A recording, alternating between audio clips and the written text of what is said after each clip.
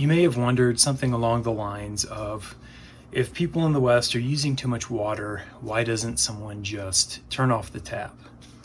Well, I want to show you a chart here, and this is from the USDA, Water Delivery Organization, size and scope.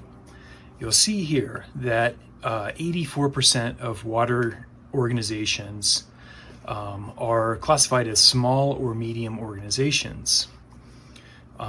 Now they service a very small amount of acres, which is kind of what you'd expect because the large organizations serve the majority of acreage.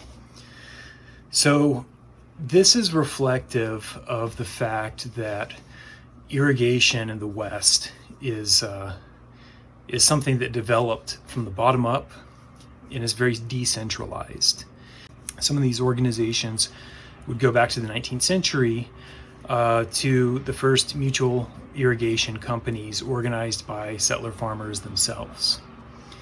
And so the way that water law and water tradition and logistics happened in the West is these communities basically set the terms.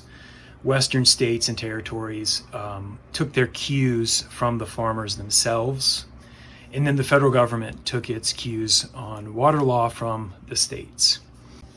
So a couple of years ago, as the situation on the Colorado River was approaching a crisis due to record low water levels, the Federal Bureau of Reclamation announced that it was looking into the possibility of making unilateral cuts to water users in order to preserve the system.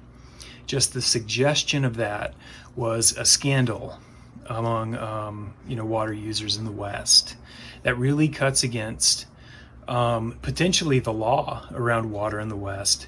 It definitely cuts against the tradition of how things work here. So for this reason, I try to avoid talking about a single water system in the West because, as we can see from the chart, this is very much decentralized. It is not a big top-down bureaucracy that controls all the water in the region.